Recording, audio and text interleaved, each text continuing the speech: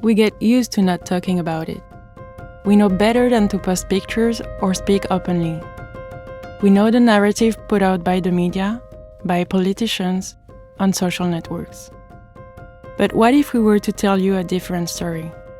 That hunters do not fit one social group, one age, or one sex. That hunting, far from being a relic of the past, is an integral part of the natural world that young people live and breathe in today. In this film, we will hear from hunters around the globe and reveal what the next generation of hunting holds.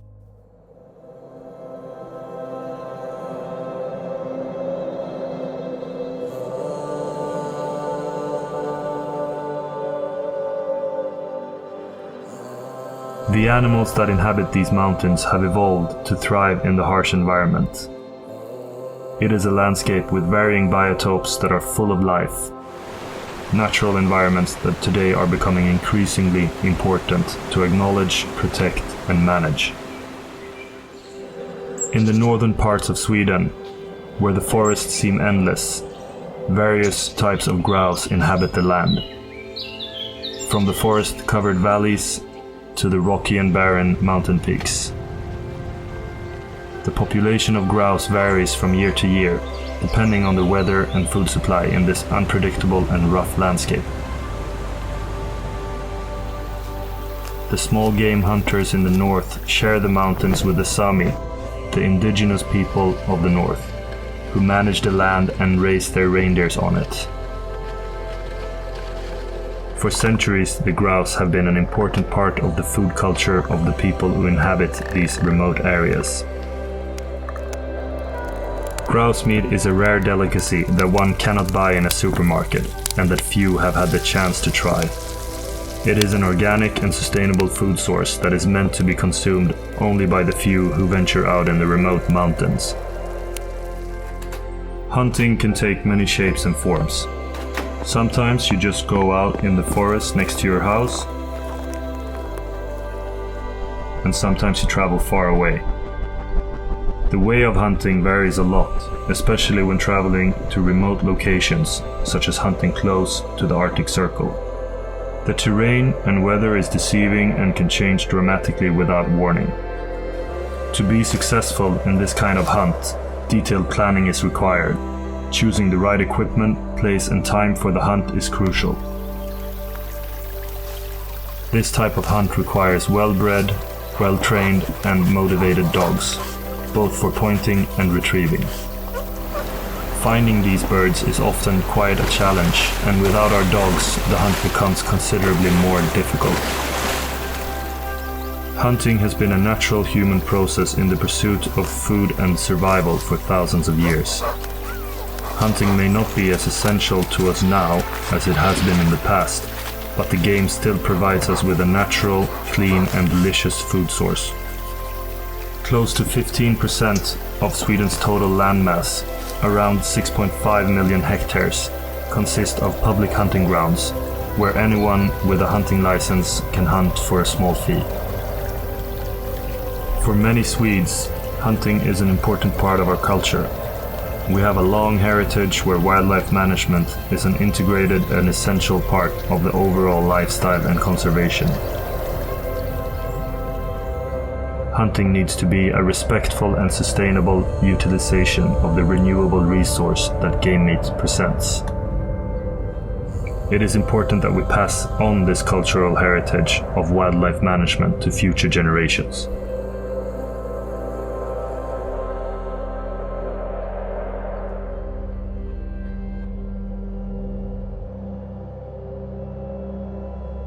My home, the roof of the world, Tajikistan in Central Asia. Massive mountains in extreme altitude that offer a harsh environment for any aspect of life. It is also the home of an iconic species, the marho, an alpinist with grand corkscrew-like horns. In the 1990s, the marho was close to extinction. Their numbers were destroyed by poaching and the overgrazing of livestock. Our communities however, saw an opportunity to generate income through hunting and thereby provide an environment where the Marho could thrive. In 2008, we created conservancies that encompassed over 420,000 hectares of our land, allowing us to utilize the land sustainably.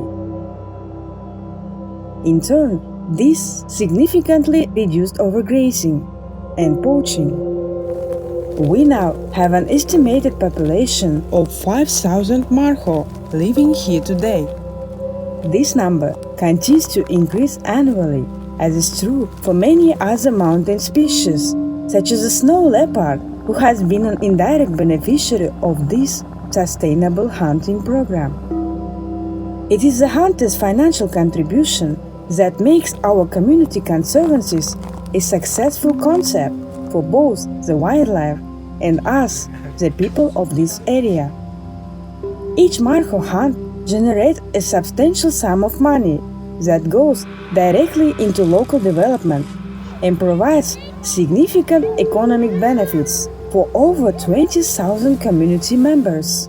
This is vital in a remote region where agriculture and other income are minimal. Through hunting revenue, we have built bridges and roads, added electricity, improved schools, established microcredit systems, and increased access to fuel and food for our families. Our communities develop skills in biology, English language, hunting, tourism, financial management. Our children have not only gained an education, but an understanding of wildlife conservation.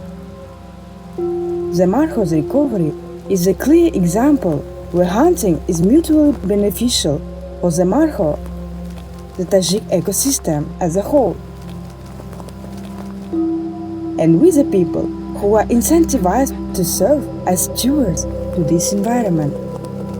If hunting were stopped, all this progress would be lost, and Marho numbers would once again decline.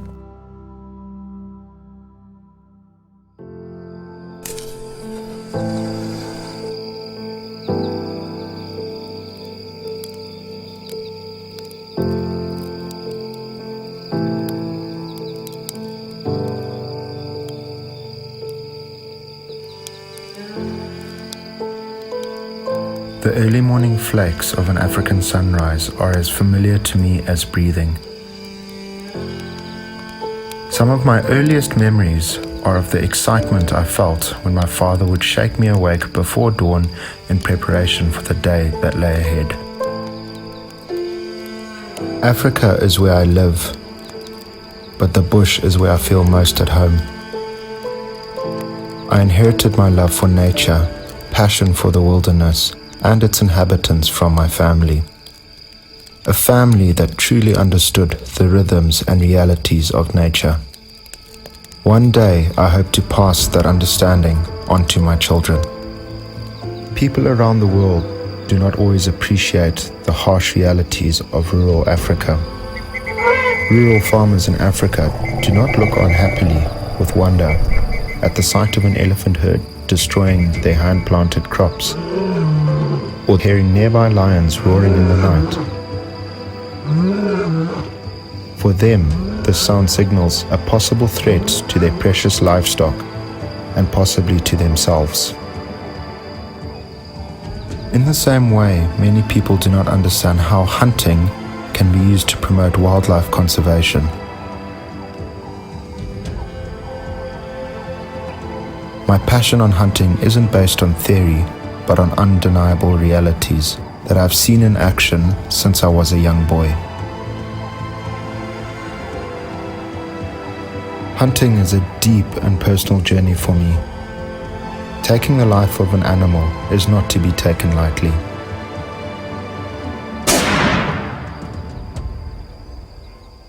But if done in a controlled manner, is the first step to conserving many wild areas across Africa. It is a fact that rural Africa is protein-starved, and the need to fill empty bellies drives desperation and illegal poaching. Unless the wildlife itself provides a benefit to the community, Meat harvested by regulated hunting is freely shared with the people living in the area, eliminating the need for poaching and ensuring the protection of the majority of the animals by those who live among them. Hunters sharing meat is just one link in the partnership chain between the safari hunter and rural communities. Employment opportunities of all levels are provided to those living in remote areas who otherwise would not have a way to provide for their families. These partnerships between safari operators and the community include a share of the money generated from hunting for the building of schools, medical clinics, and wells to provide clean and safe drinking water and well-being for these remote communities. Legal and ethical hunting is a vital part of wildlife conservation. The few that are taken protect many and the wilderness they live in. In the past, we as hunters preferred to keep to ourselves. But if our generation is truly passionate about the survival of Africa's wild animals and wilderness, we must rise up and tell the full story, and tell it truthfully. As hunters, we are the newest heirs to a pursuit that spans the breadth of human existence. We are lucky to interact with nature in the ancient way that our ancestors did. Blessed to experience the wild as more than bystanders and observers.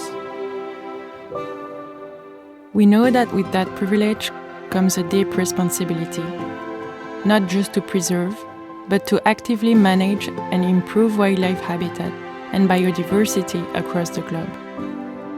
So the next time you see the lazy headline or the manufactured outrage, remember that the true trophies we hunt for are the real conservation results we see on a daily basis. The meat we bring home to share with our friends and family, and the knowledge that we are playing our part to preserve the equilibrium of nature and passing this passion on to the next generations to come.